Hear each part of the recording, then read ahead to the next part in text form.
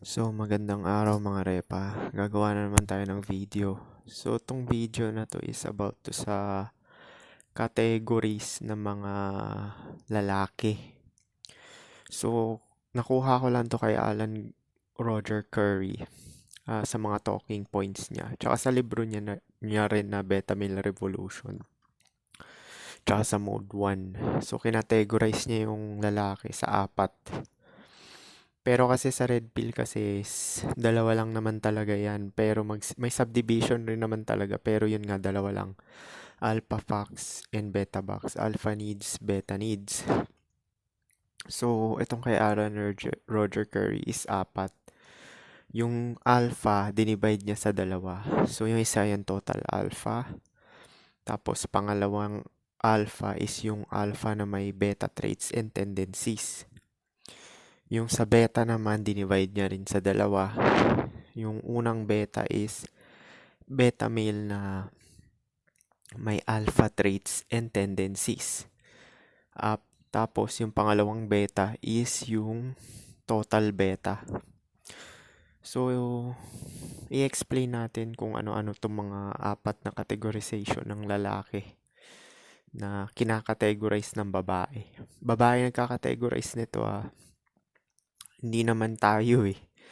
So, dyan sa alpha na yan is, yan yung total alpha is yan yung talagang may superior genetic. Or sabihin na, pero hindi niya kasi sinasabi na may superior genetic or good looking. Sinasabi niya lang alpha. Well, paano ka ba mapipili ng babae kung alpha ka? Pang short term yan Pang short term itong sinasabi ko Paano ka ba mapipili ng syempre malakas yung sex appeal mo which is pogi ka or sinasabi nila charisma. Either dun sa dalawa na yon malakas sex appeal or charisma is in short pogi. Yun lang din naman talaga yun eh. Doon nakakategorize yung total alpha. So ano ba mga katangian ng total alpha? Ang total alpha ay straightforward magsalita. Hindi na niya kailangan magsinungaling kasi you see is what you get. Yan yung sinasabi nila Chico Lachowski na just be yourself bro. So hindi naman talaga sila nagsisinungaling kasi nga yung halo effect ng good looking na genetic nila is yun na talaga yung makikita mo. So usually short term yan. Hindi sila nakikipagrelasyon. Hindi rin sila nag-aanak kasi ayaw nila ng responsibilidad. So, na-debunk na rin yan yung mga pogi. Bihira lang naman talaga mag-anak yan. Yung may capacity lang. Ibig sabihin yung anong tawag dito? Yun yung may, hindi talaga sila nag-aanak. Kasi nga alpha nga, 'di ba? Short term lang talaga usually gusto niyan. Hindi nag-aanak yan. Tsaka ayaw ng responsibilidad. Siguro nadidisgrasya pero hindi nila papanagutan. Pero malimit mangyari yan dahil onti lang naman talaga ng percentage ng total alpha eh. As in yung talagang babae mismo magbabato ng sarili nila dun sa lalaki. So yun yung characteristics niyan. Pogi, superior genetic, malakas sex appeal. Tapos sila talaga yung nilalapitan ng babae. Tapos ayaw nila ng responsibilidad na at saka magkaanak. So, short term lang talaga gusto nila. Yan yung sinasabi sa red pill na alpha fox or alpha seed. Pangalawa naman is alpha rin naman to, pero may beta tendencies and traits. So, ibig sabihin nito, tong alpha na to is kagaya rin nung may superior genetic. Kaso, tong pangalawang alpha na to is na brainwash. So, fina-follow niya yung social programming na magpamilya at mag-anak. Kung devoted siya sa religion, ifa-follow niya yung religion niya. Tapos, committed siya sa relationship. So, nagko-commit tong alpha na to na may beta traits and tendency. Kasi nga sinabi nga natin sa 'di ba? Kahit sa red pill, black pill, once na nasa relasyon ka, alpha ka pa rin naman pero may beta state ka. Yun yung sinasabi ko eh. So, biruin mo, hindi ko pa napanood tong mga video ni Alan Roger Curry. Nagtutugma talaga kami. sarili namin discover ito eh. Tapos nag lang, confirmation lang pag napanood mo sa ibang mga ano. So, hindi ko napanood yung mga video ni Alan Roger Curry. So, obserbasyon ko lang yun na, oo nga, meron nga talaga mga pogi na nasa relasyon, pero alpha pa rin sila. Kasi nga, dahil sa superior genetics nila, which is good looking. So, itong mga to is, yun nga, nagko-commit. Kaso, may capacity to na mag-cheat. May capacity na mag-cheat tong mga alpha na to. Kasi nga, marami rin naman nagbabato sa kanila. Pero yun nga, nagko-commit sila, naglo-long term relationship sila, nakikipagrelasyon. So, itong alpha na to, ito yung mga nag-cheat na ano, tsaka na heavily brainwash na kailangan gawin mo tong ganito, hatid sundo, tapos sabay yung maging monogamous relationship, ganyan. Kasi once kasi nasa relasyon ka, babae, usually nasusunod dyan eh, terms and condition niya eh. Kasi kaya ka nga niya pinili pang long term, di ba? So, yun nga. Pero yung alpha na totally alpha is pag later years ng life niya, kasi hindi ka naman talaga pwede maging womanizer or player habang buhay. Tumatanda ka kasi dahil may age pill, di ba? So, sooner or later, pag naisip na itong total alpha na to na makipagrelasyon for long-term security na nga lang din, is mako-considered na siya na may alpha traits with beta tendencies. So, magpo-fall na siya sa second category ng alpha. So, yung mga yan, yung may mga asawa, nagpakasal, nag-anak pa nga, 'di ba? Tapos sabay nagpo-provide sila kasi nga nasa relasyon sila eh. So, hindi mo maiiwasan or kung hindi ka mag-provide, silbidor ka. Yung ano, baliktad naman, ikaw yung mag-aalaga ng bata, hatid sundo. So, yun nga, kasi relasyon eh. Relasyon is beta. So, yan yung pangalawang alpha. Merong iba kasal na, 'di ba? Tapos nakikipag one night stand pa sa iba. Kasi nga hindi nila maiwasan yung temptation kasi nga kahit committed sila sa relasyon, kasal or may girlfriend is may nagbabato rin talaga sa kanila. Yan yung tinatawag nilang pre-selection, 'di ba? So, ito naman sa pangatlo category ng lalaki is beta na may alpha traits and tendencies. So, ito yung mga average looking or mga pangit pa nga minsan. Pero, yan yung mga sinasabi ni Bugoy na matikas. Kailangan maging matikas ka. Kailangan mo talaga dahil average looking ka or pangit ka eh. Walang halo effect sa'yo.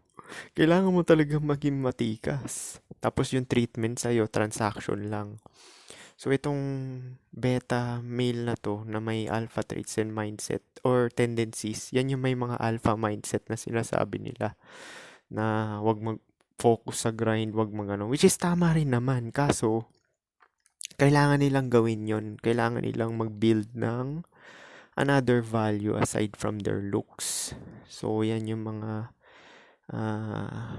status max, STEM, nag-i-STEMing, nag-aaral, malaki kumita, beta box provider, tapos yung mga nagra-rap yan, mga rockista, 'di ba?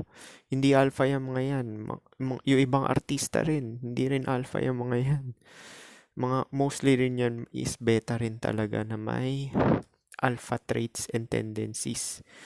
Actually, karamihan talaga na nasa relasyon na committed relationship is beta talaga. Kasi pinili sila ng babae for long-term security, which is based sa pakinabang at serbisyo.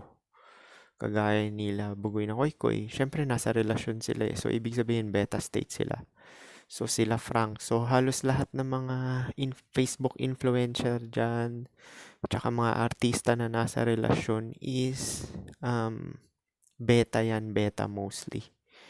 Bihira ka lang makakita ng alpha na na talagang nasa relasyon talaga. Pero yun nga, nakakapag-cheat sila. Usually, artista yan. Nakakapag-cheat sila. Pero ito rin mga beta, nakakapag-cheat din to. Kasi nga, sila nga yung may malaking na provide. Tsaka may alpha mindset sila. So, once na, ang problema kasi dito sa mga beta na to, beta male na may alpha traits and tendencies or yung tinatawag nating alpha mindset is pag nawala yung mga value na nabibigay nila is wala na silang silbi. Walang papatol sa kanila. Yun lang yung masaklap. So, pasok mo na dyan yung sugar daddy.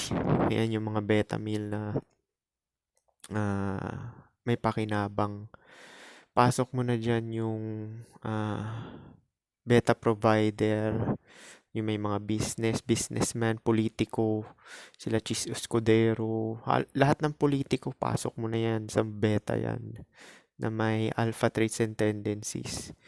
Kasi 'di ba sa red pill sinasabi nila yun yung value, na pataasin mo yung value mo sa lipunan. Which is totoo rin naman yun. Kaso, nandun ka magfo-fall sa beta male na may ah, ah, para magustuhan ka ng babae, pataasin mo yung value mo sa lahat ng tao. At the same time, 'di ba, syempre, dahil tao tayo, kung gusto nung beta na yun maka-attract ng suitable partner, yun sinasawag nilang passive, is nakikitaan kasi sila ng pang long-term security. Lalo na pag may connection. 'Di ba ngayon nga yung love formula? Na average looking ka, medyo okay sa sex, tapos may value ka pang nalalapag na iba bukod sa alpha mindset, beta provider ka or silbidor. Yun lang naman talaga yun eh. Na ano. So majority na nasa relasyon ngayon, tsaka sabihin natin 70% na nasa relasyon na lalaki is diyan magpa-fall sa category niya na beta male na may alpha traits and tendencies or tinatawag ko na alpha mindset. So, once sa relasyon ka, beta state ka, matik. Tapos yung pinaka-last naman, yung totally na beta. Itong total beta na to, no chance talaga to, nibigyan ng SEX, wala talaga. So sabihin na natin, kung look scale is sub 5 to, sub 5 to, na ano. Tsaka yung wala talagang ka-appeal sa kanila, sa mga babae. Kahit ano pang gawin nilang mga status max, fame max, or kung ano-ano pang artificial value is hindi talaga sila makakapasa sa looks threshold ng babae. Kasi yung beta male, average looking to below pa yan eh. Pero nakakapasa sila sa looks threshold ng babae. Pero itong ano na to, yung totally na ano, total beta, walang walang artificial value na masasubstitute dun sa ano na talaga sa kanila. So ito yung mga ginagamit as friend zone, ito yung mga ginagamit as emotional tampon. Ito yung mga hindi nag-i-exist, as in talagang hindi nag-i-exist. Nag-i-exist lang sila pagka may favor yung babae na palinis ng bahay, papabuhat ng ganito, mga favors, ganyan. So, yun yung mga total beta. Tsaka hindi talaga to magkakaroon ng karelasyon na ano, na sa buong buhay niya. Yan yung tinatawag nilang incel, 'di ba? Yung involuntary celibate. Kahit anong try nila talaga, hindi talaga gugustuhin. Now, sa Pilipinas, marami-rami na rin yung mga ganyan. Tsaka ano, kasi kung nasa bottom ka ng ano, ng categorization ng lalaki is medyo mahirap na katayuan yun kasi nga may something wrong talaga sa itsura mo. Tapos mahihirapan ka rin pumera niyan. So, mahihirapan kang maka-build ng artificial value para magustuhan ka ng opposite gender or ng babae. Kasi yung beta na average looking tsaka below average is kagaya rin naman din nung sub 5 na yun. Kaso itong sub 5 na to na total beta is talagang siya talaga yung kahit anong gawin niya na ano, hindi talaga siya matitripan ng babae. Sa Pilipinas, marami na rin mga ganyan dahil sa SOCMED social media age dumadami na rin talaga yung mga nagre-resort sa pro na lang. Kaya nga doon sa last video ko, 'di ba?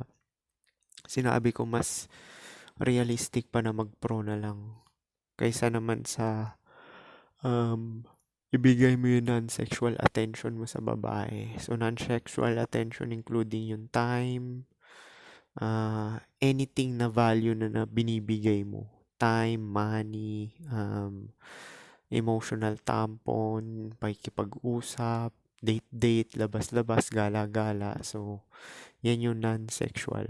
So, anything na binibigay mo aside from sexual companionship. So, yan yun. So, sa total beta, wala talaga magkakagusto sa kanila. So, mas maganda talaga doon pag ganun mag-pro na lang talaga. Kaysa yung magbibuild ka ng value tapos hindi ka naman talaga gusto ng babae, napipilitan lang out of petty na awa or gusto niya lang yung serbisyo mo. So yun yung categorization ni Alan Roger Curry. Pero in short, sa red pill tsaka black pill, alpha seed, beta needs. Alpha fox, beta box lang din yan. So yung mga top G lang talaga ang nagkakaroon ng relasyon. Top G sa alpha genetics, ang relasyon nila short term. Beta sa beta needs naman, yung top G doon is pang long term relationship. Kaya nga mas marami pa rin talagang beta talaga na nasa relasyon eh. Kukumpara mo sa alpha. Kasi nga, gaano ba ka-common yung mga alpha na yan, di ba? Sabi ko nga sa inyo, 20% yan sa lipunan. Eh kung nasa Pilipinas ka, baka 10% lang yan. Kasi mahahati pa yan ng high tier normie. Yung high tier normie, 10% yan. Kasi kung mag-iikot-ikot ka talaga sa mall, sa artista mo lang makikita yung mga alpha eh. Eh napaka-konti nila kung ganun, kung sa artista lang talaga.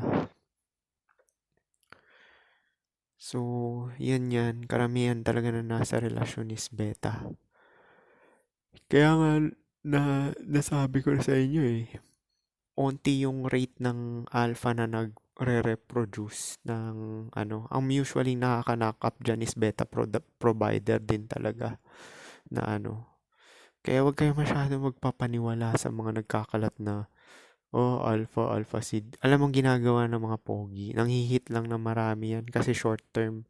Dahil nga marami yung trip nila, nagko-condom yung mga yan. Lalo na dito sa West, walang inaalakan yung pogi kasi may pwede sila makulong kasuhan pag hindi yun inako yung bata. So walang gumagawa niyan dito sa West. Usually yung gumagawa ng mga pagna-knock up is mga beta provider yan. Na kagaya mga artista, 'di ba? Si Paulo Contis, may halos lahat ng inaanakan kasi beta provider eh. 'Di ba? Tapos tingnan mo naman yung itsura ni Paulo Contis, 'di ba yung mukha niya, 'di ba? Sabihin yung alpha yun.